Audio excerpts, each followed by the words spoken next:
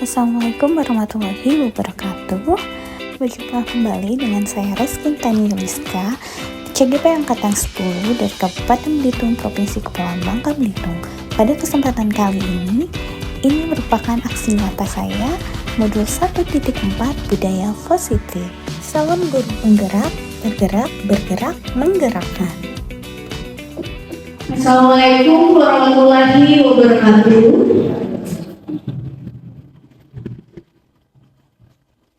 Kita semangat pagi dulu ya Bapak Ibu. Oke.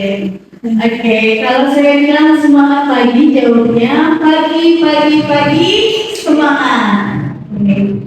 Oke Bapak Ibu siap? Semangat pagi. Pagi semangat.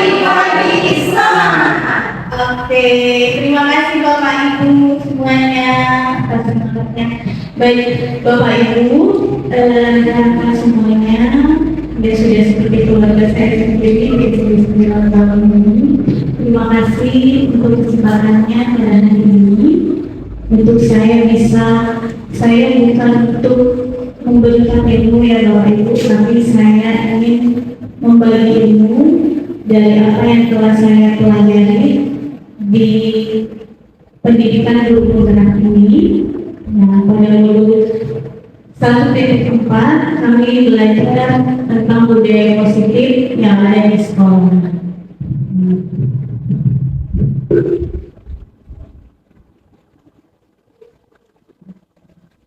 Nah, apa itu budaya positif Bapak Ibu? Beliau pernah dengar Bapak Ibu budaya positif? Kalau budaya sudah benar itu kalimat budaya positif sebenarnya Ya, sama Pak. Saya juga baru pendidikan guru penggerak ini yang belajar budaya positif. Nah, jadi setelah belajar itu apa itu budaya positif? Ternyata budaya positif itu merupakan nilai-nilai, keyakinan-keyakinan dan kebiasaan-kebiasaan di sekolah yang berpihak pada murid.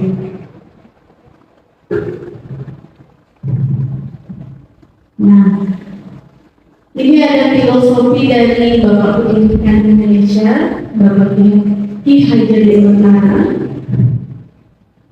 Kata Ki Hajar Dewantara, guru diibaratkan seorang petani yang memiliki peranan penting terhadap tumbuhnya bibit yang ditanam.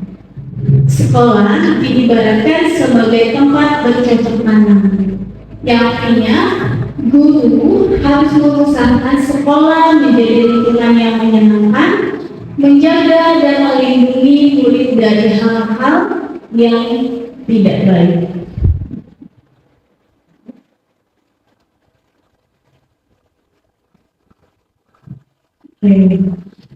Pada budaya positif ini, kita akan mengetahui ada 6 Bapak Ibu yang akan kita pelajari, yang akan kita ketahui. Yang pertama itu disiplin positif dan nilai kebajikan. Yang kedua motivasi, hukuman, restitusi. Ketiga keyakinan kelas. Keempat kebutuhan dasar manusia. Yang kelima 5 posisi kontrol kita sebagai guru. Dan keenam segitiga restitusi. Untuk yang pertama ada disiplin positif. Budaya positif sangat penting mengembangkan karakter murid sesuai dengan profil belajar Pancasila. Nah, di sini penulis Ki Hajar Dewantara lagi, Bapak Ibu, saya mengambilnya. Disiplin itu self discipline. Kita sendiri yang mewajibkan kita dengan sekeras-kerasnya disiplin. Jikalau tidak cepat melakukan self-discipline, maka wajiblah penguasa kita dan peraturan demikian harus ada dalam suasana merdeka. Nah, untuk menciptakan murid merdeka, syarat utamanya adalah harus ada disiplin yang kuat.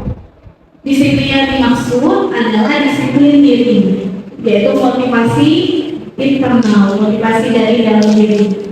Jika tidak memiliki itu, maka pihak lain bisa memberikan disiplin kepada kita, yaitu motivasi dan eksternal.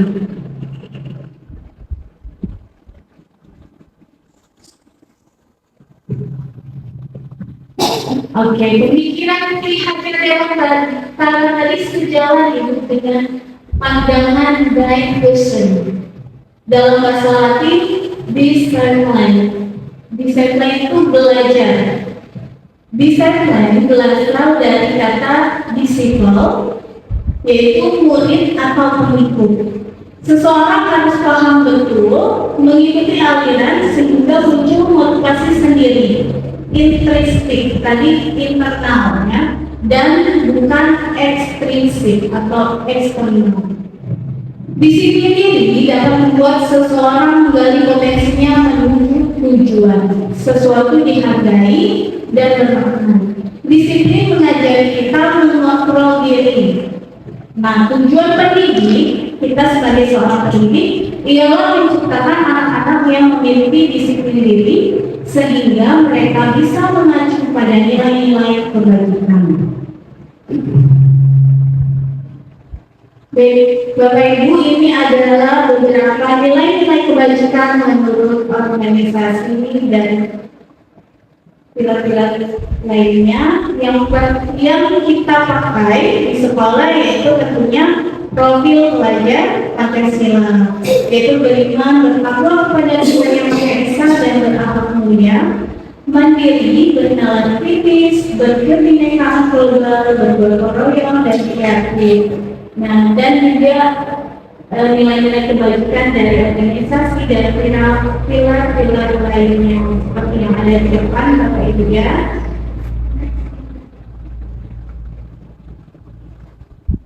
Ini juga contoh-contoh. Jadi banyak sekali nilai-nilai yang kita ciptakan kepada anak murid seperti yang di depan ini ya Bapak Ibu, dan yang saya pelajari dari pendidikan guru dan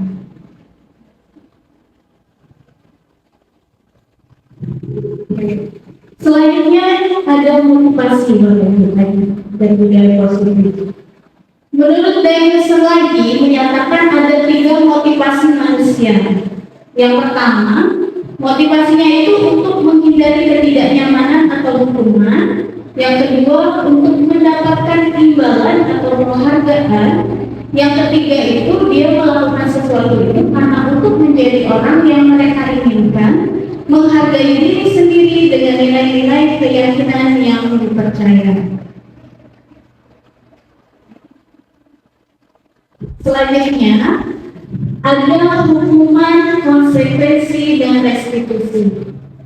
Di sini Bapak Ibu, hukuman bersifat itu tiba-tiba dan secara langsung melalui satu pihak, biasanya itu kita sendiri sebagai seorang guru, dan merugikan satu pihak lainnya yaitu murid. Sedangkan konsekuensi bersifat kesepakatan kedua belah pihak, guru dan murid, namun tetap membuat murid itu tidak nyaman dalam waktu tertentu. Dan yang ketiga, restitusi, yaitu penguatan bagi murid sendiri mencari solusi apa yang seharusnya mereka lakukan untuk mengganti kesalahan. Selanjutnya ada keyakinan kelas. Nilai, kenapa disebut keyakinan kelas ya Bapak Ibu? Biasanya kan kita menyebutnya kesepakatan kelas. Nah, di sini keyakinan, kenapa keyakinan? Nilai-nilai keselamatan itu disebut keyakinan. Kita pakai helm, kenapa kita mau pakai helm saat bermotor? Karena kita yakin akan melindungi diri kita. Nah, seperti itu istilahnya ya Bapak Ibu. Jadi nilai-nilai keselamatan disebut keyakinan, yaitu nilai kebajikan yang memotivasi seseorang dari dalam diri akan lebih tergerak. Kegiatan-kegiatan pendalaman keyakinan di kelas itu biasanya misalnya mencari kegiatan tampak seperti atau tidak tampak seperti. Yang kedua, tugas saya sebagai murid apa? Tugas kamu sebagai guru apa? Nah, kegiatan ini berguna mempelajari tanggung jawab di kelas dan di sekolah. Membuat keyakinan kelas ini menggunakan kalimat positif. Kemudian ada kebutuhan dasar manusia. Nah, ini ada 5 kebutuhan dasar manusia yang pastinya yang akan dibutuhkan oleh manusia dan terutama oleh murid kita. Yang pertama yaitu bertahan hidup atau survival. Yang kedua merasa diterima atau love and belonging. Nomor 3 kebebasan atau freedom. Keempat kesenangan atau fun. Dan yang kelima penguasaan atau power.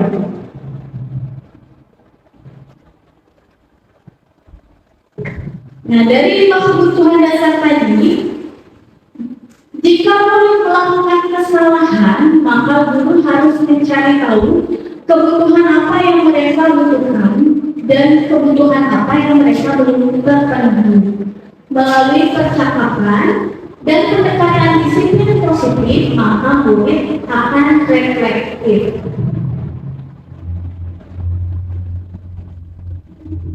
Kemudian dari 5 kebutuhan itu, muncullah dunia yang berkualitas. Nah, karena murid pada dasarnya itu mempunyai gambar kualitas dan unik ya Bapak Ibu.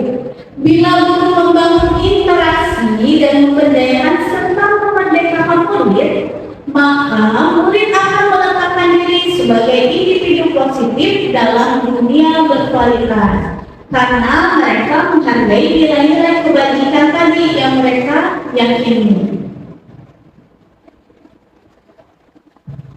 Nah, kemudian ada restitusi 5 posisi kontrol Bapak Ibu. Ini 5 posisi yang biasanya guru-guru lakukan di sekolah. Yang pertama ada sebagai penghukum. Nah, penghukum biasanya bernada suara tinggi, memberi hukuman secara tiba-tiba. Nah, dari itu semua anak itu bisa dendam dan agresif. Kemudian tidak menyukai guru dan mapel. Kemudian yang kedua ada pembuat merasa bersalah. Biasanya kita sering ya Bapak Ibu di kelas, guru itu bersuara lembut, namun kita itu membuat murid itu merasa bersalah. Misalnya, kamu enggak kasihan sama ibu, udah capek-capek ngajar, atau kamu enggak kasihan sama orang tua kalian, udah menyiapkan segala kebutuhan buat sekolah. Nah, seperti itu ya Bapak Ibu. Dengan begitu, murid itu akan merasa bersalah, gagal, dan tidak sanggup membahagiakan orang. Nah, posisi ketiga itu teman. Nah, pada posisi ini itu ada positif, ada negatifnya Bapak Ibu. Positifnya, hubungan itu terjalin baik antara guru dan murid. Negatifnya, apabila guru tidak membantu murid, maka murid itu akan merasa kecewa. Murid juga tergantung sekali kepada guru. Nah, yang keempat ada pemantau. Guru tidak menunjukkan emosi marah atau membuat merasa bersalah. Namun guru mengawasi itu berdasarkan data-data, peraturan atau konsekuensi. Yang kelima, ini ada posisi manajer. Guru mempersilahkan murid mempertanggungjawabkan kesalahan dan mencari solusi. Guru terampil pada posisi teman dan penantau di sini ya Bapak Ibu. Nah, yang ketiga itu guru membimbing murid mengatur dirinya dan mengembalikannya ke kelompoknya. Nah, yang terakhir Bapak Ibu ada segitiga.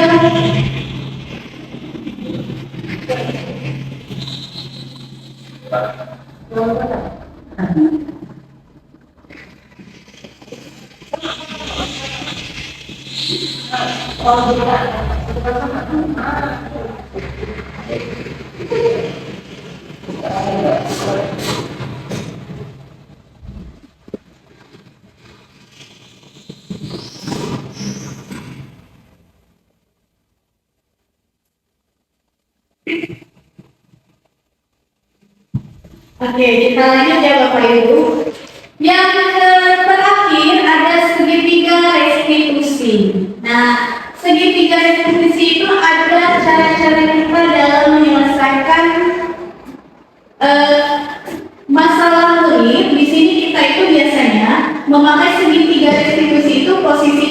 sebagai manajer bagi murid kita. Nah, yang pertama, menstabilkan identitas. Nah, berdasarkan prinsip berbuat salah itu adalah proses belajar. Guru berperan untuk menggeser identitas murid dari identitas gagal ke sukses.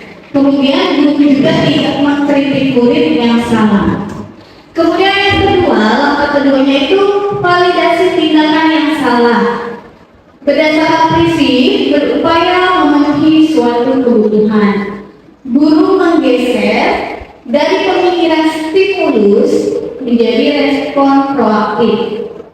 Mengenali dan mengakui kebutuhan murid memperbaiki hubungan. Kemudian yang keempat terakhir, pertanyaan atau pernyataan yang guru berikan itu tidak menghakimi atau tidak mengkritik.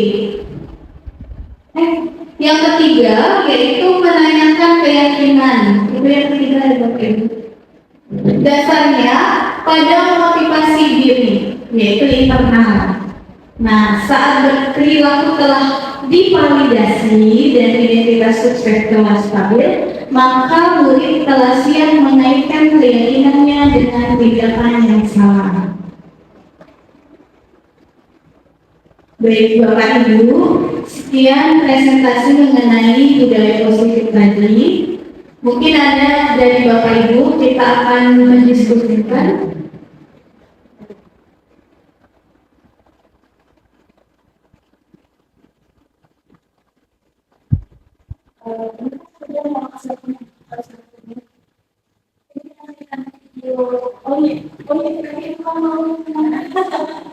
Ya Bapak Ibu, sebelum ini ada video ya Bapak Ibu mengenai budaya positif.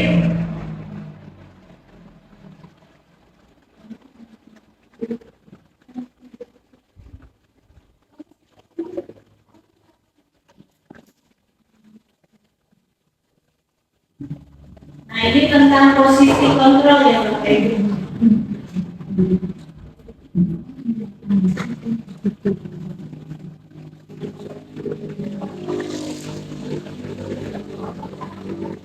Proses kontrol dalam restitusi adalah proses perjalanan seorang pendidik agar dapat mengenali dirinya.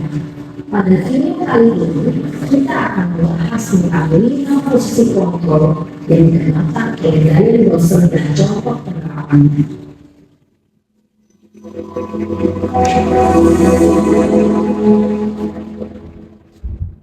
Lima posisi kontrol itu adalah: 1. Posisi menghukum.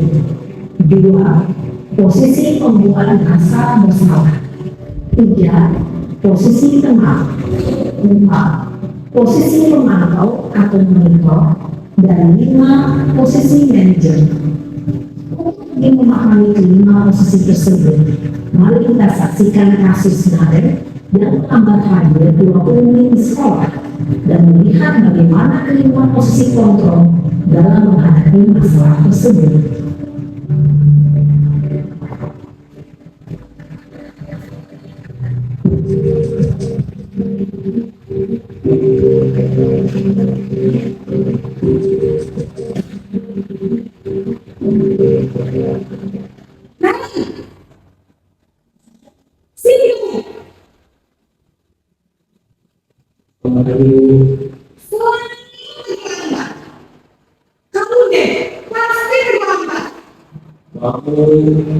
Saya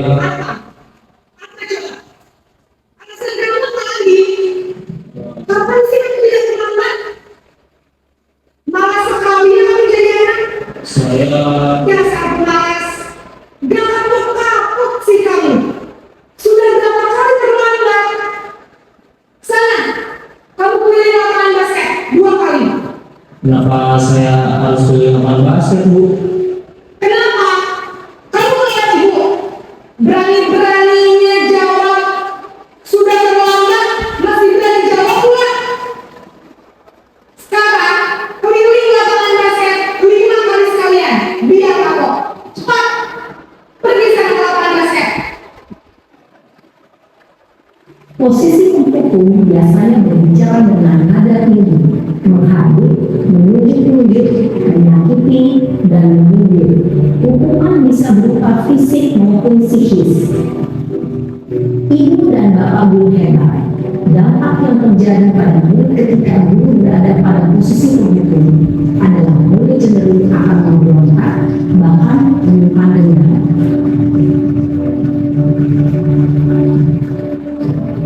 Oke, ini posisi pembuat merasa bersalah ya Bapak Ibu.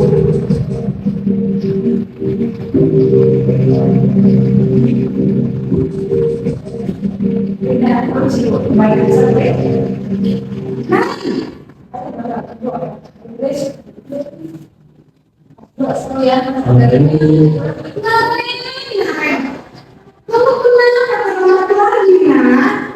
Ya Tuhan, Ren. Kamu senang ya bikin ibu susah ya? Kalau kamu terlambat lagi, nanti ibu yang ditegur bapak kepala sekolah, nak. Disangka ibu tidak bisa membina kamu. Duh, gimana ini? Maaf Bu. Duh, Gusti Naren. Kamu suka ya kayak ibu ditegur bapak kepala sekolah? Terus, sekarang ibu harus tulis apa ya ibu absen? Ini kamu sudah sering terlambat loh. Ibu harus apa coba? Maaf Bu. Maaf sekali. Ya sudah, lain kali jangan bikin ibu susah lagi ya nak ya. Ibu tidak akan berapa lagi kalau kamu begini terus. Bisa jantungan kalau ibu tegur bapak kepala sekolah. Sana cepat kelas.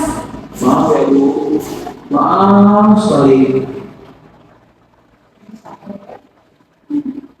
Posisi pembuat rasa bersalah berbicara dengan nada tenang, cenderung lembut, namun kata-kata yang diutarakan membuat murid merasa menjadi orang yang gagal, memandang buruk dirinya sendiri, merasa tidak berharga, dan tidak sanggup membahagiakan orang lain.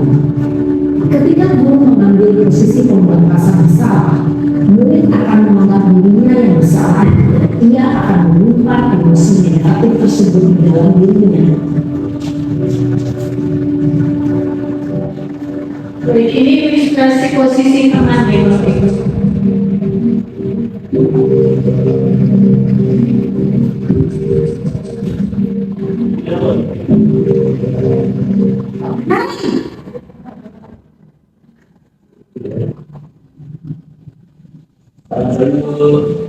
Wah, sudah jam berapa ini nak? Bangun lagi ya sayang. Ya, habis tunggu saya makan saya Bu. Kamu malunya apa ibu kamu? Kamu bukan anak yang malunya paling kencang. Kok terlambat sih? Iya Bu, saya memang bangun tadi, jadi biarpun saya kencang, tetap nggak kencang Bu. Ya sudah sana, nanti lain kali larinya lebih kencang lagi ya. Biar gak terlambat lagi. Bikin seneng ibu, demi ibu. Bisa kan? Bisa Bu. Ya sudah sana masuk kelas. Ibu beresin urusan absen kamu. Kamu ini ada-ada saja. Dalam posisi teman, guru berbicara dengan nada suara ramah, akrab, cenderung bersenggah gurau untuk menjaga suasana tetap santai. Murid akan merasa senang, aman, dan akrab dengan guru. Identitas yang tercipta adalah identitas sukses atau berhasil. Namun, perlu diingat, karena ini masih bersifat eksternal, maka ada faktor ketergantungan dan murid kepada orang tertentu. Di sini guru aksennya, sehingga di lain waktu murid bisa berperilaku baik, namun hanya pada orang-orang tertentu saja. Oke, ini ilustrasi posisi pemantau atau monitor.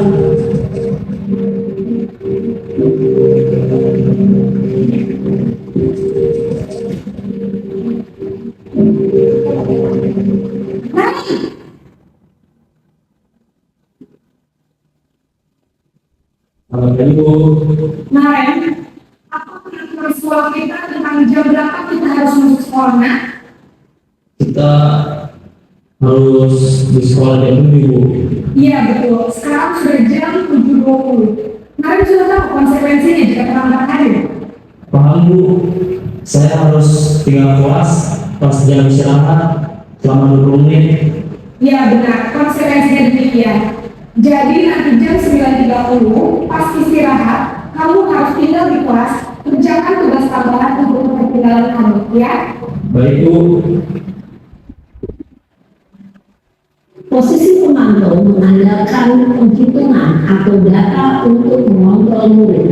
Guru mengarahkan murid berdasarkan peraturan dan konsekuensi. Seorang pemantau menunjukkan bahasa tubuh dan ekspresi wajah yang datar dan cenderung formal.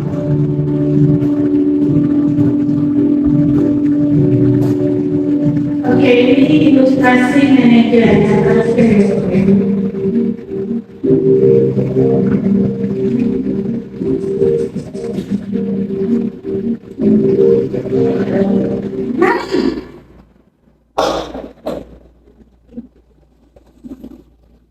Baik Bu. Selamat pagi, Manen.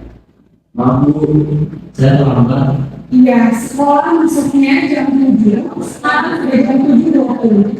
Jadi sekarang ada yang aneh, kan? Maaf Bu, saya lupa soal saya semalam. Baiklah, menurut kamu, kira-kira sekolah yang mana yang kamu tinggalkan? Menghargai diri sendiri dan orang lain gitu. Setuju. Jadi, apakah Anda meyakini prinsip saling menghormati tersebut? Iya Bu, saya meyakininya. Apakah Anda bersedia memperbaiki masalah keterlambatan ini? Bersedia Bu. Bagaimana kamu akan memperbaiki masalah keterlambatan ini? Saya akan coba untuk tidak lupa menyedang alam saya Bu. Baik, kalau kalian punya keterlambatan di rumah, ada orang yang kira-kira bisa bantu mengingatkan tidak? Ada Bu, kakak saya, Kak Emma. Ada lagi selain KM? Selain Kak Emma, ada ibu saya. Baik, jadi yang mengingatkan Anda adalah Kak Emma dan ibu kamu ya. Kira-kira akan mulai setelah kapan kemarin? Setelah pulang sekolah, akan segera saya lakukan. Baik, jadi Karen akan setel alarm untuk bangun besok pagi dan akan diingatkan oleh kakak dan ibu dan Karen ya. Ada lagi yang mungkin perlu dilakukan Karen agar tidak terlambat bangun lagi. Tidak ada Bu. Baik Karen, terima kasih untuk bersama kamu. Sekarang kamu perlu kembali ke kelas untuk belajar. Baik Bu, terima kasih. Posisi manajer adalah posisi kontrol yang disarankan untuk membimbing murid memiliki sikap disiplin yang positif, yaitu murid yang mandiri, bertanggung jawab, dan dapat memecahkan masalah. Tujuan dari posisi ini adalah agar murid dapat berefleksi atas tindakannya. Guru akan terus memberikan pertanyaan-pertanyaan bermakna, sehingga membuat murid dapat belajar dari kesalahannya dan mencari sebuah solusi untuk menyelesaikannya. Ibu dan bapak guru hebat, setelah mengamati adegan 5 posisi kontrol tadi, kira-kira posisi mana yang paling ideal? Posisi mana yang dapat menunjang motivasi intrinsik murid? Ya, tentu posisi manajer. Posisi ini memang posisi ideal yang ingin dituju setiap pendidik. Pada posisi inilah, guru dapat menerapkan disiplin positif dan berpihak pada murid, yang memerdekakan murid. Perjalanan seorang pendidik tentunya tidak mudah untuk sampai pada posisi seorang manajer. Namun, tujuan kita pasti, yaitu menciptakan murid-murid yang mandiri, merdeka, dan bertanggung jawab. Semoga penggambaran 5 posisi kontrol yang telah diperlihatkan ini dapat menjadi ajang refleksi bagi kita semua, agar dapat terus mengasah dan menerapkan disiplin positif yang memerdekakan murid. Mari terus berlatih dan bersemangat. Selamat menerapkan. Salam dan bahagia Ibu dan Bapak Guru hebat.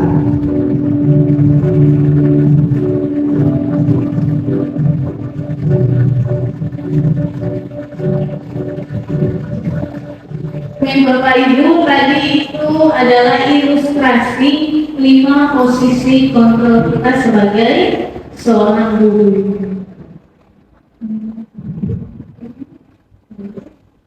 Oke, selanjutnya ada segitiga restitusi ya Bapak Ibu. Ini merupakan langkah-langkah cara menyelesaikan masalah dan memberikan solusi kepada murid dalam posisi manajer.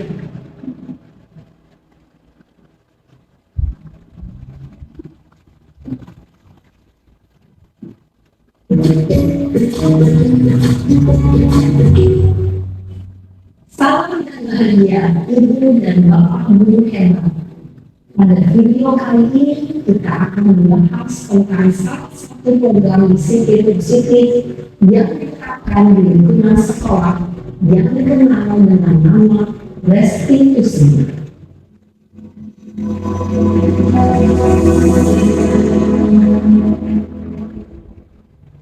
Restitusi dikembangkan oleh pakar pendidikan dari dosen berlandaskan pada teori kontrol berkumpul di Indonesia. Segitiga restitusi adalah suatu proses dialog yang dijalankan oleh guru atau orang tua agar dapat menghasilkan murid yang mandiri dan bertanggung jawab. Pada saat guru di posisi manajer, aspek yang dikembangkan pada murid adalah motivasi intrinsik, sehingga penanaman nilai-nilai kebaikan dapat tumbuh dan berkembang menjadi suatu kebiasaan positif yang akhirnya membentuk karakter. Proses dialog ini terdiri dari 3 langkah yang digunakan pada ketiga sisi pada segitiga restitusi. Sisi pertama adalah menstabilkan identitas. Sisi yang kedua adalah validasi tindakan yang salah. Dan sisi yang ketiga adalah menanyakan keyakinan. Ibu dan Bapak Guru berikut ini akan menunjukkan bagaimana seorang guru yang berada dalam posisi manajer menggunakan penerapan segitiga restitusi.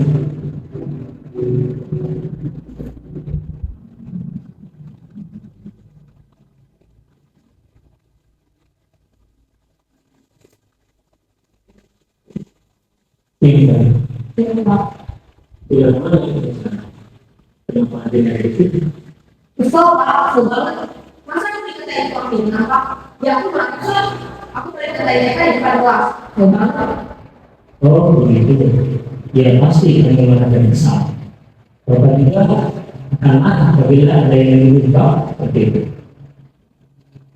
Kemudian pada saat itu kamu melakukan apa? Ya saya harus katain mereka. Kesel banget. Saya tidak butuh dia dengan yang lain. Oh begitu. Pasti kamu melakukan seperti itu karena satu alasan tertentu kan? Iya, maksud saya jadi salahnya Pak. Ya saya tidak gitu. Maksud saya jadi fitnah. Ya wajar. Mempertahankan harga diri itu sesuatu yang penting buat kamu. Itu kamu tidak berbeda lagi. Hanya yang benar. Iya Pak. Ini saya masih bersabar dan ada yang mendekat saja. Sudah dulu saya pasti beda diri Pak. Ya pasti ya. Tapi kamu memilih untuk tetap bertahan dan bersabar. Kamu memilih untuk tidak berubah lebih parah lagi. Iya. Nah, sekarang coba kita lihat lagi tindakan kamu yang mengatakan di kelas. Tindakan kamu itu kira-kira sesuai dengan keyakinan kelas atau prinsip kamu tidak? Enggak lah Pak. Ngapain Pak di rumah? Jadi keyakinan atau prinsip mana yang sesuai dengan keinginan kamu? Ya, saya sebenarnya tak menjadi orang lain. Mungkin saat itu saya menjadi emosi. Jadi tidak mengenal sikap itu. Kamu meyakini tidak? Menghargai orang lain itu penting buat kamu. Yakinlah Pak. Iya, setuju. Kita harus saling menghargai. Namun ada juga keyakinan yang mati yang perlu kita jalankan. Boleh bersama. Ya, saya bisa lebih aktif, mulai dengan diri sendiri. Saya bisa jadi lebih sabar, mengambil kebijakan untuk berpikir bahwa apa selanjutnya. Kira-kira kamu bersedia memperbaiki masalah ini tidak? Sedia Pak. Kalau kamu memperbaiki masalah ini, kamu akan menjadi orang seperti apa? Saya menjadi orang yang bertanggung jawab ya Pak. Dan yang dia aktif. Iya, menurut kamu bagaimana rasanya menjadi orang seperti itu? Ya nyaman lah, bangga sama dengan diri. Baiklah kalau begitu. Yuk kita pikirkan bagaimana memperbaiki masalah ini.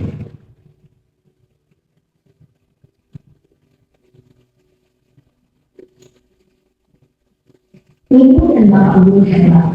Baru saja kita menyaksikan contoh bagaimana seorang guru berada dalam posisi manajer menggunakan beberapa segi kerja restitusi. Mari kita bahas satu persatu. Pada sisi pertama, menstabilkan identitas berdasarkan pada prinsip bahwa membuat kesalahan adalah bagian dari proses pembelajaran. Sisi pertama, dari segi kerja ini berperan menggeser identitas murid dari identitas gagal ke identitas sukses. Murid yang sedang bertingkah laku yang tidak pantas atau menarik diri saat itu sedang mengalami identitas gagal. Jika murid itu, maka posisinya tidak akan berubah. Kita bisa mengajukan pernyataan ini. 1. Membuat kesalahan sesuatu yang wajar. 2. Manusia tidak ada yang sempurna. 3. Kita bisa memperbaiki masalah ini. 4. Saya tidak menanyakan kesalahan ini. Saya lebih fokus bagaimana memperbaiki masalah ini. 5. Apakah saat ini kamu pernah menjadi orang yang baik untuk diri sendiri? Pada sisi kedua, validasi tindakan masalah berlandaskan pada prinsip bahwa setiap perilaku berupaya memenuhi suatu kebutuhan tertentu. Guru yang telah memahami teori kontrol akan bergeser dari pemikiran stimulus respon menjadi proaktif dan mencoba untuk mengenali tujuan dari perilaku itu, mengenali dan mengakhiri kebutuhan murid ini dapat memperbaiki hubungan dengan murid tersebut. Pernyataan atau pertanyaan bisa disampaikan dengan nada suara tidak menghakimi atau memojokkan, sehingga dapat mengembalikan diri pada posisi positif. 1. Kamu bisa saja bertindak lebih gagah lagi dari ini. 2. Kamu bukan melakukannya tanpa suatu alasan tertentu. 3. Kamu melakukannya karena mempertahankan sesuatu yang penting bagimu. 4. Mungkin kamu bisa mempelajari suatu perilaku baru yang lebih efektif. Bersediakah kamu mempelajarinya? Selanjutnya, kita akan simak sisi terakhir, yaitu menanyakan keyakinan.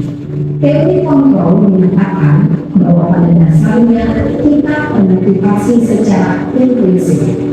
Pada saat perilaku yang salah telah divalidasi dan identitas sukses telah stabil, maka murid telah siap mengaitkan keyakinan-keyakinannya dengan tindakan yang salah dan pemikirannya telah bergeser ini menjadi orang yang dituju. Pertanyaan-pertanyaan ini dapat mengaitkan keyakinan-keyakinan dengan kami murid. 1. Sebagai keluarga atau kelas, apa yang kita yakini? 2. Nilai-nilai apa yang telah kita sepakati? 3. Seperti apa gambaran sebuah kelas yang ideal bagi kami? 4. Kamu ingin menjadi kelas apa?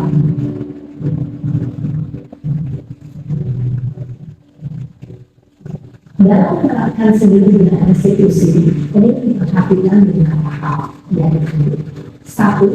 Perilaku yang salah ini dikaitkan dengan nilai-nilai atau keyakinan yang telah disepakati atau dituju. 2. Kesediaan orang yang melakukan kesalahan untuk memperbaiki masalah.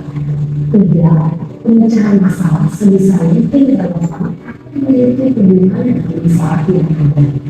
4. Usaha untuk adanya suatu usaha perbaikan dari pihak yang membuat kesalahan. 5. Waktu perlu mengidentifikasikan waktu dari pihak yang membuat kesalahan. Tanyakan akan mulai dilakukan usaha untuk memperbaiki masalah.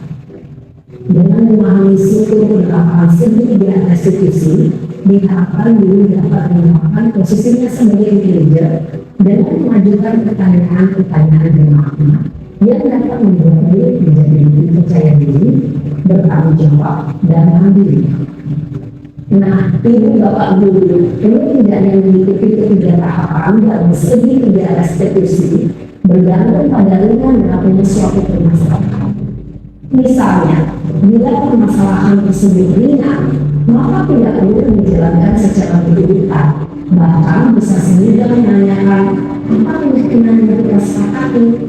Dengan menjalankan segitiga restitusi, dengan mengajukan pertanyaan-pertanyaan bermakna, diharapkan murid menjadi kuat secara pribadi, dapat mengungkapkan masalah diri agar dapat menyelesaikan permasalahannya sendiri, semakin percaya diri, mandiri, dan berbeda. Salam dan bahagia, ibu bapak guru hebat.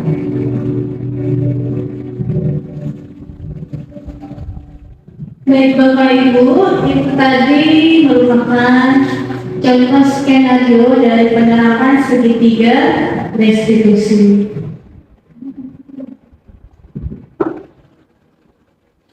Baik Bapak Ibu, untuk sekarang yaitu kita sesi berdiskusi berdasarkan dari pemaparan saya tadi.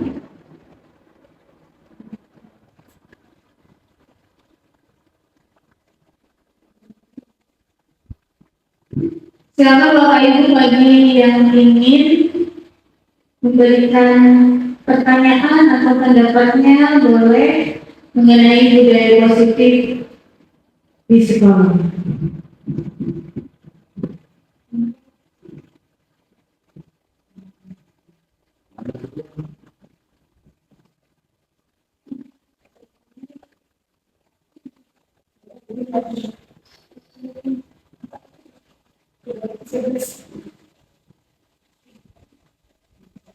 Ya, silakan Bapak Akep Jenanda SPB. Apa Bapak Ibu selama ini sudah sampai di grup apa? Itu kan ada posisi kontrol kan? Itu dari posisi kontrol dulu. Waktu saya pertama kali belajar ini, saya langsung pikir saya gimana ya? Saya gimana ya? Begitu. Pertama.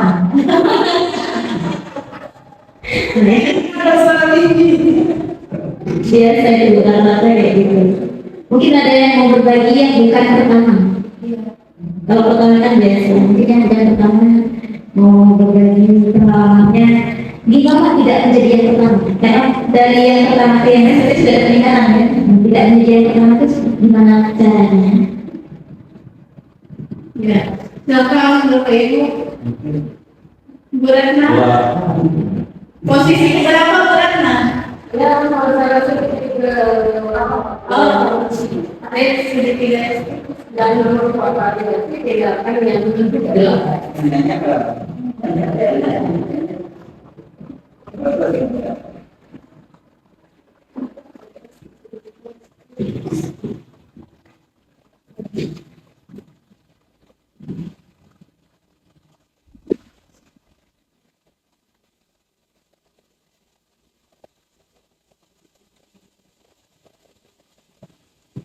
Oke, Bu Ratna, terima kasih atas pertanyaannya mengenai segitiga restitusi ya Bu ya. Yang kedua mengenai validasi tindakan yang salah. Gimana maksudnya? Di sini itu, nah pada prinsipnya itu guru itu memenuhi dulu kebutuhan yang dibutuhkan muridnya. Tadi kan yang pertama guru itu menstabilkan identitas. Nah, ya contoh yang tiga tadi ya, Ibu, ya tadi ilustrasi tadi yang muridnya itu kesal karena disebut tukang fitnah tadi. Nah, gurunya itu menstabilkan dulu, kita sebagai seorang guru itu menstabilkan identitas murid. Nah, dengan seperti apa kita tidak langsung mengkritik dia, tapi kita dengarkan dia dulu cerita kenapa dia sampai seperti itu, yang kemudian tadi juga kita bilang ke murid kita ya sebagai manusia kita marah itu wajar. Kita bukan manusia yang sempurna seperti itu ya. Kita seperti meredam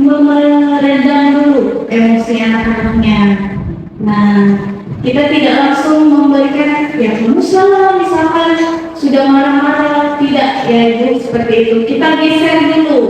Dari dia itu marah, dari dia itu merasa kecewa, kita geser anaknya itu ke identitas sukses. Kita kembalikan lagi identitasnya. Setelah itu barulah kita validasi tindakannya. Kita tanya lagi, kita mengenali lagi kebutuhannya. Dia itu maunya apa? Kita mengenali. Nah, dari stimulus respon jadi proaktif. Nah, pertanyaan-pertanyaan yang kita berikan juga tidak mengkritik dia, tidak menghakimi. Nah, kita tadi di video kan ditanya, nah sekarang maunya seperti apa? Terus anak untung kan kita bilang kamu tidak gegabah tadi. Nah, coba kamu gambar, bisa-bisa kamu nanti ada hal-hal yang lebih buruk yang kamu berdua seperti itu, Ibu. Jadi kita setelah kita menstabilkan identitas, meredam emosi anak, kita kembalikan anak itu dari identitas gagal, dia marah-marah kan, Bu. Nah, barulah kita nanya-nanya, memberikan pertanyaan kepada anak, namanya seperti apa, kita giring anaknya, sebenarnya kamu maunya jadi anak yang seperti apa, seperti itu kan.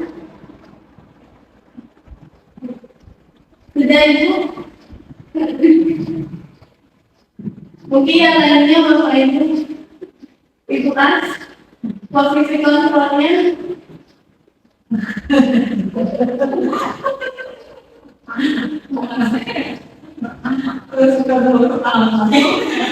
Masih yang pertama.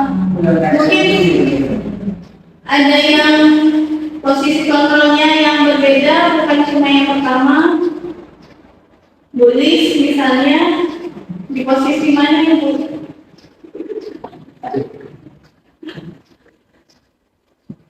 Posisi mana ya? Sebagai teman. Sebagai mana? Aku sebagai teman. Sebagai teman. Tidak mungkin tidak ada yang misalnya.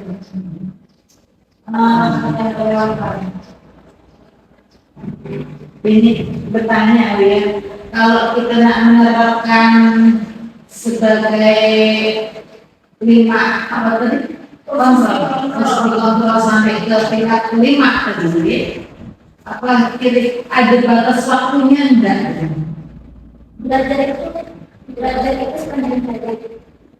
Iya, karena perkembangan diri juga kadang-kadang itu butuh persiapan mental yang besar. Misalkan ya, saya pertama kali masuk sebagai guru emosi sekali, tapi anak-anak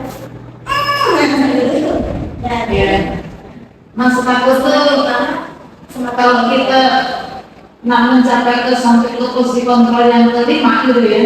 Kalau misalnya menghabiskan waktu, akhirnya apa yang kita sampaikan tidak sebenarnya bukan semua ini di 5 posisi kontrol itu bukan berarti kita harus menguasai limanya.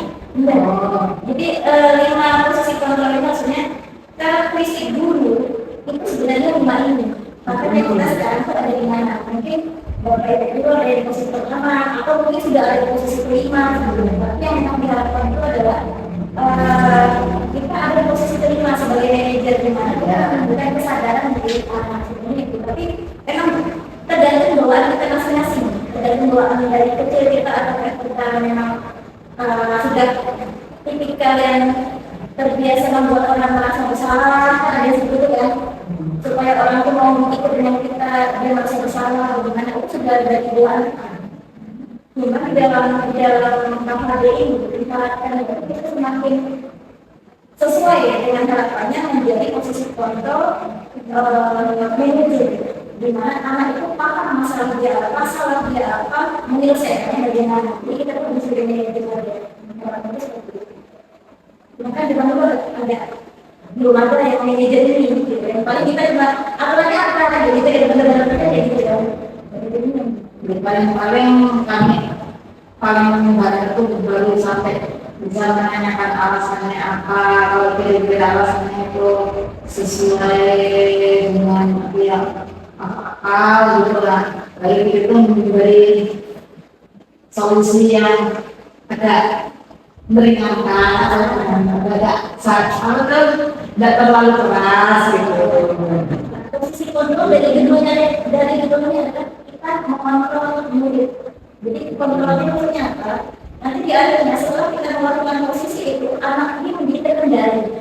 Jadi tidak mengulang kesalahan yang sama. Jadi kita awalnya tanyakan alasan kayak tadi menanyakan alasannya. Tapi kita pakai kemanusiaan. Kalau alasan kita terima seperti itu ya. Tapi lebih dari itu kita berharap supaya anak ini tidak melakukan kesalahan yang sama. Tidak melakukan kesalahan yang sama ini itu yang dimaksud dengan kontrol kita menulis. Nah di posisi yang diharapkan tadi di posisi manajer tadi di akhirnya kalau anak sudah punya kontrol itu kita tidak perlu lagi memindahkan anak sudah punya kesadaran diri itu tidak boleh karena kalau misalnya aku melakukan ini ya konsekuensinya akan seperti ini dan supaya tidak menjadi seperti ini aku harus memperbaiki cara seperti ini. Jadi kita sederhananya kita menjadikan anak dewasa. Begitu menjadi waktu lama kan? Jangan terlalu buruk kita berpikir nah tapi kita harus membuka diri supaya kita mau berusaha menjadi posisi itu. Ya makasih.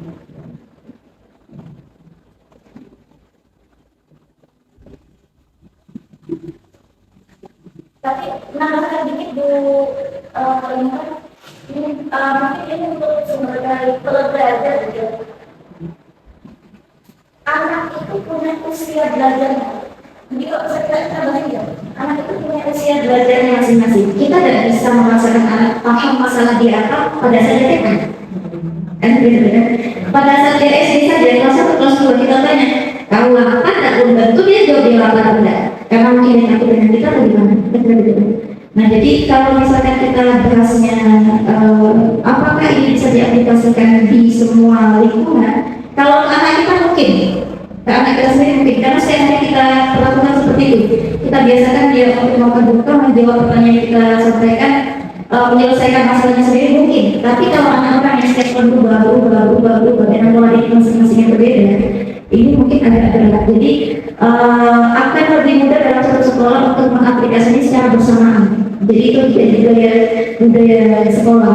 Misalkan anak kelas 1, kelas 2 belum mengerti, tapi dia melihat untuk kelas 4, 5, 6 yang pola pikirnya sudah lebih maju. Oh kakak-kakak kelas 1 ini ya. Itu kalau di istilah sekarang namanya posisi kontrol. Tapi kalau zaman dulu kontrolnya adalah kalau di sekolah namanya apa? Peraturan. Nah, seperti itu. Cuman kalau peraturan kan ketika sepihak dibuat dan anak harus ikut. Tapi dalam posisi kontrol dia ini berlaku sifat timbal balik antara murid dengan guru. Jadi tidak kesepakatan mereka berdua tidak hanya mengikat pribadi murid saja. Jadi mungkin nanti jangan untuk yang guru kelas 2 bisa jauh kita banyak.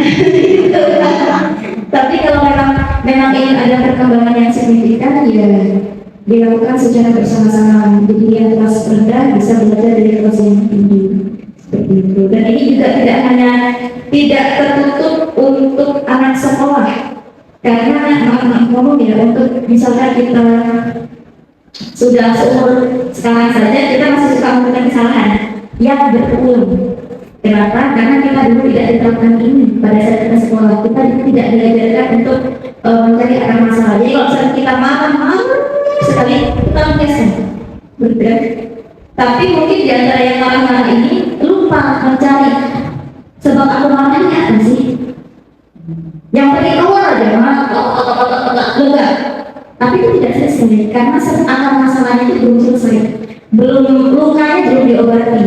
Begitu. Kalau misalnya sudah dibiasakan kita mengenali emosi, kita dibiasakan untuk menyelesaikan masalah sendiri, nanti akan ada tahapannya. Kita, aku kemarin karena ini, gimana ya cara menyelesaikannya ya? Caranya gini, nah seperti itu. Nanti berikutnya akan muncul sifat sabar, seperti itu. Endingnya tuh gitu, akhirnya diharapkan seperti itu dari anak-anak didik yang mau kita ajarkan sekarang ini. Diajarkannya lewat apa? Lewat posisi kontrol paradigma seperti itu.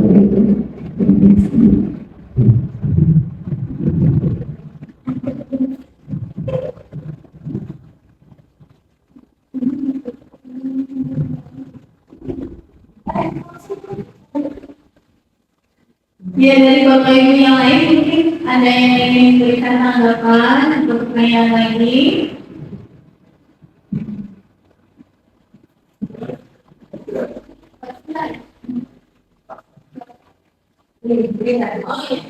Silakan Ibu. Terima kasih. Aku sebagai guru kelas 1, aku punya murid yang namanya Hafiz itu. Saya luar biasa. Jadi kalau hari ini udah dinasihati, besoknya diulang lagi. Terus berulang setiap hari. Jadi kehidupan itu solusi. Aku terima perkembangan atau di masa-masa kelas 1 memang banyak bermain dan istilahnya dalam belajar pun tidak serius dan fokus. Aku di rumah tangganya mungkin orang tua atau orang tua bisa tidak?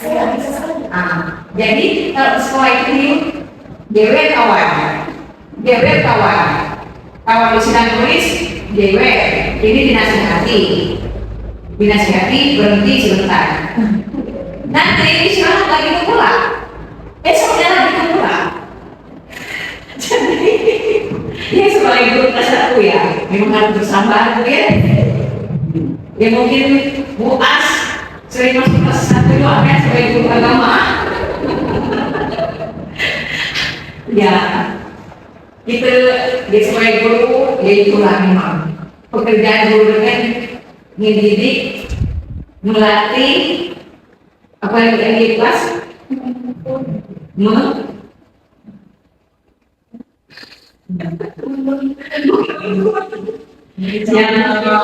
contoh, ya itulah kita sebagai guru. Begitu tidak jadi guru pun tidak ada masalah itu berbeda. Nah jadi kita syukuri, kita hadapi dengan bersabar, dengan ya penuh kesabaran dan kasih sayang kepada anak. Beda pisau kan, gitu betul itu. Aku, itu kira-kira solusi Bapak Ibu atau Ibu Sylvia bisa memberikan solusi gimana terhadap anak didik yang seperti itu. Terima kasih.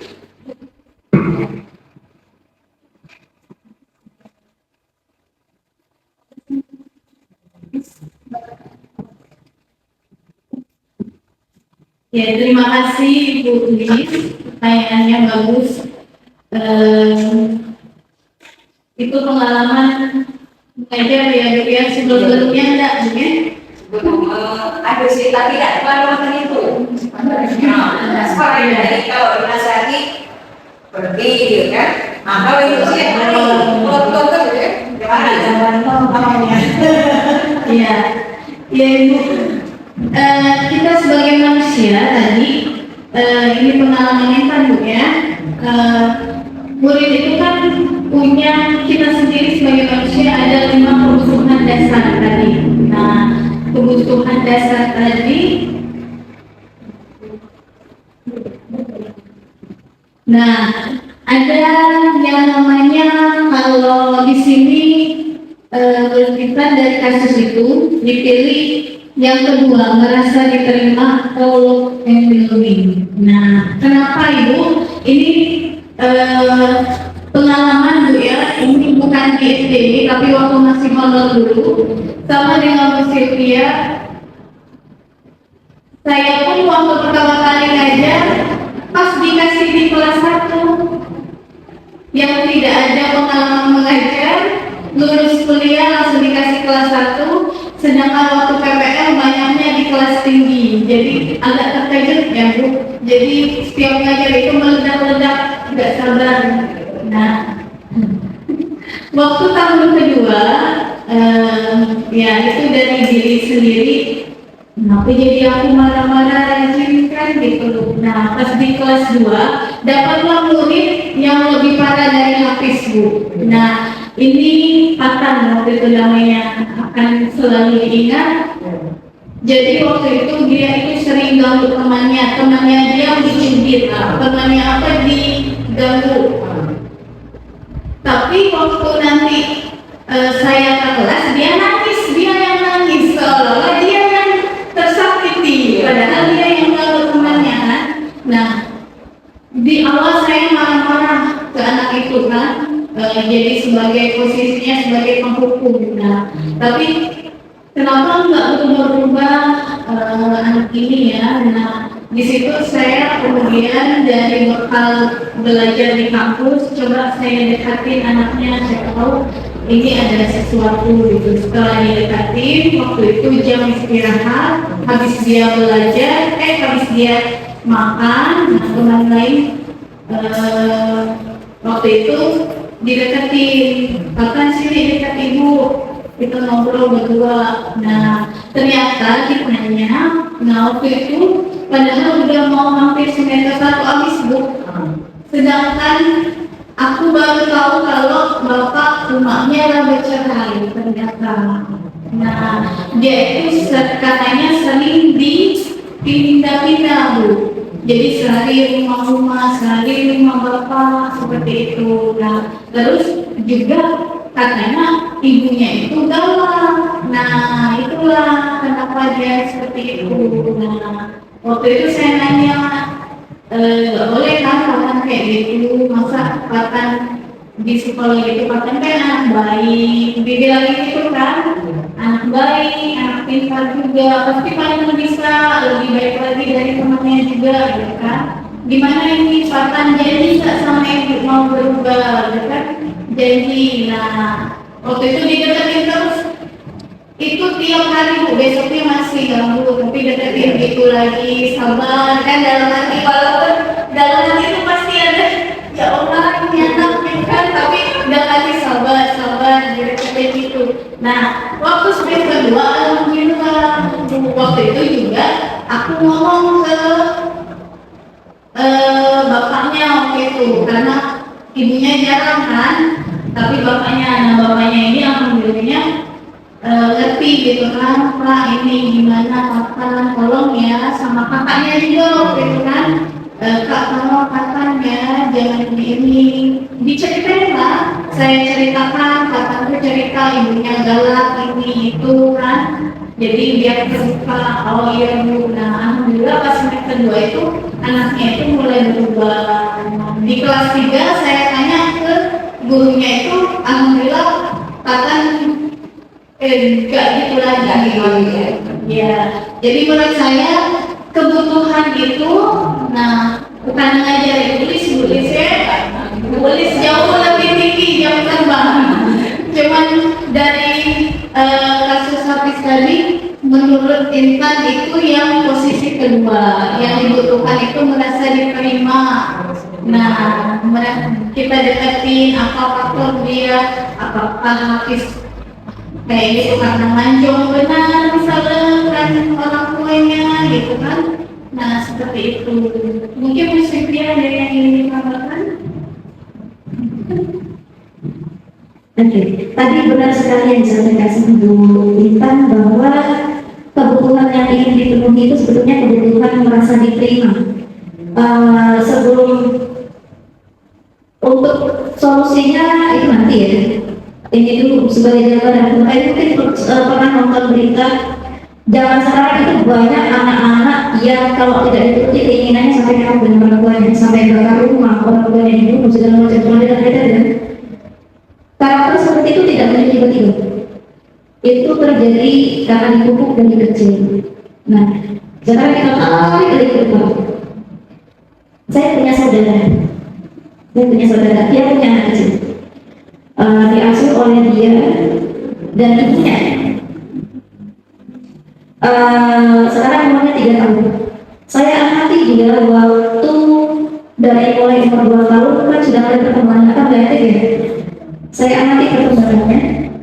Setiap dia teriak, setiap dia memukul, atau setiap dia itu melampiaskan emosi senangnya, keluarganya berkembang. Anak kecil itu nangkapnya gimana? Umur 2 tahun. dia merasa oh ini benar, itu penjelasan sederhananya, oh ternyata ini benar. Supaya aku ditemukan seperti ini, aku gini lagi, makanya berulang, muncullah karakter seperti itu.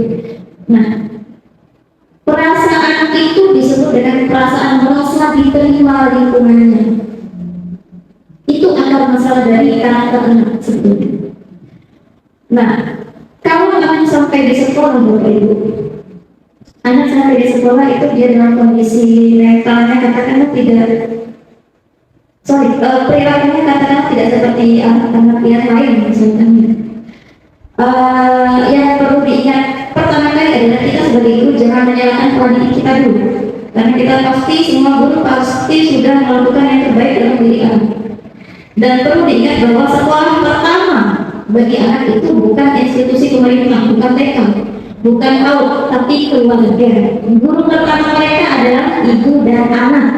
Anak saya umurnya baru 1 tahun, kerjaannya itu jadi cerminan saya ngapain dia itu, saya ngomong apa dia main kakak gitu aja, karena memang anak itu cerminan dari orang tuanya. Jadi yang benar kata Bu Intan tadi, apa yang dilakukan oleh anak itu adalah cerminan dari orang tuanya keras, maka dia bersikap keras. Kenapa dia menyakiti teman-temannya?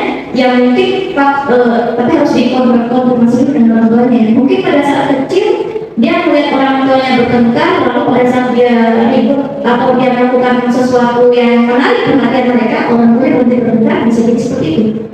Nah, untuk yang masalah murid Hafiz tadi, sebagai institusi pemerintah, kalau secara prosedur kita wajib memanggil orang tuanya, karena yang kita ubah itu harusnya keduanya. Kita berusaha meluruskan anaknya di sekolah, tapi ini malah dikembalikan lagi seperti itu, kan ujungnya agak-agak tidak sejalan. Tapi semisal kita katakanlah beruntung ya, mungkin beruntung ya, katakanlah kalau kita beruntung anak ini nyambung, anak ini bisa dibilang misalkan ya, nah emosi itu tidak disukai oleh orang lain. Kalau kamu seperti ini, kamu tidak akan ditemani oleh ini. Ibu sayang dengan kamu. Tapi yang kamu lakukan ini tidak ibu sukai. Kenapa kamu tidak menjadi anak yang ibu sayangi dan melakukan sesuatu yang baik? Karena kita di lingkungan ini di lingkungan masyarakat ini melakukan sesuatu yang baik, bukan sesuatu yang menyakiti orang lain. Jadi anaknya dikasih penjelasan pelan-pelan. Kalau kita beruntung, anaknya akan mengerti, walaupun kondisi keluarganya kacau, anaknya mengerti.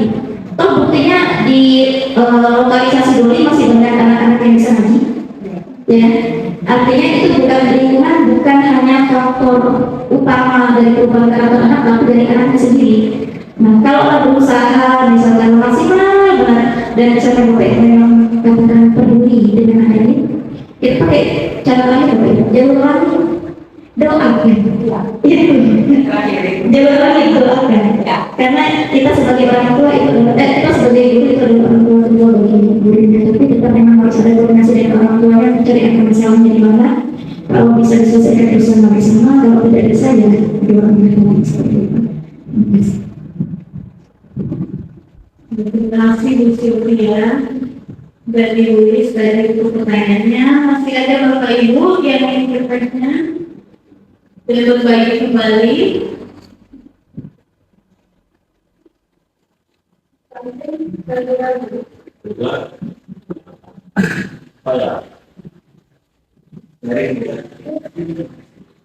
Pertama untuk tadi kan kita di sini budaya positif gitu. Pertama kali apa disiplin diri. Untuk disiplin diri mungkin anak juga karena kita sebagai guru apa namanya guru pribadi ibu dari ibunya mungkin dari kita juga harus disiplin. Misalnya bicara terus waktu juga terus pakaian apa dari usaha kita gitu. Terus yang kedua masalah hukuman tadi ya, untuk menegaskan kedisiplinan diri, misalnya kita untuk menegaskan anak disiplin, dan kemudian ada anak yang seperti tadi Banyak lah di sini tiap kelas pasti ada buya di sini. Jadi hukuman apa yang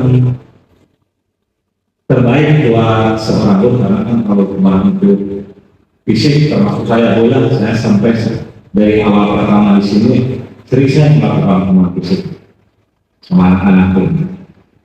Sementara untuk sekarang ini kan ada hukumnya ya, dia tidak diperbolehkan lah, ada HAM kan.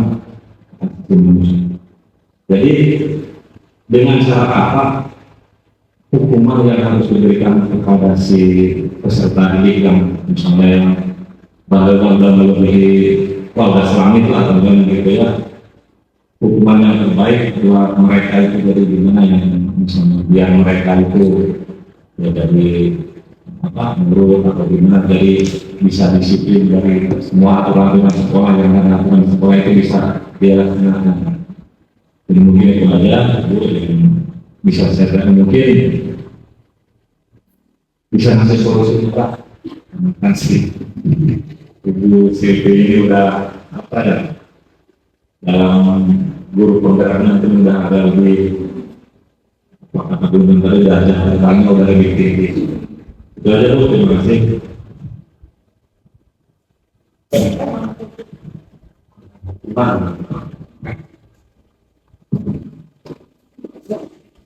Baik, terima kasih Bapak. Ini saya dulu ya saya. Nanti ditambahkan dengan Ibu Silvi. Oke,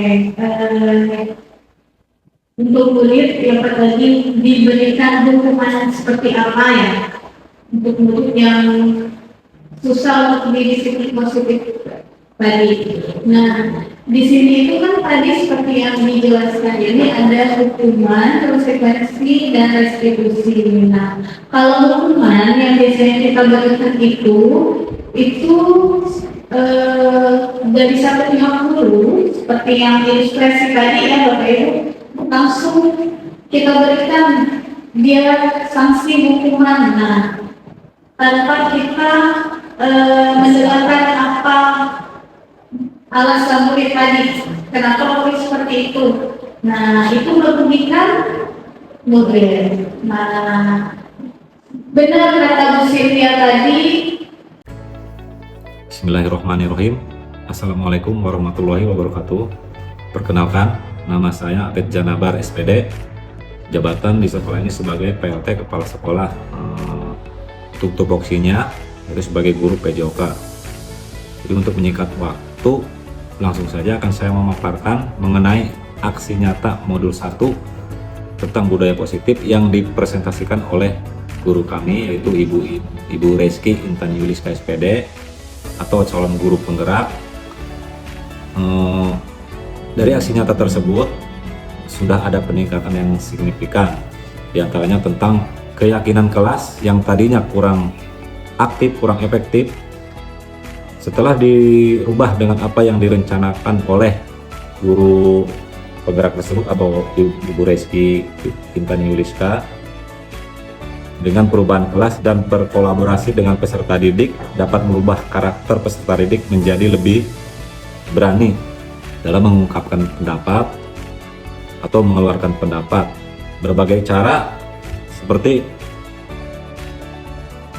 berbagai cara untuk terciptanya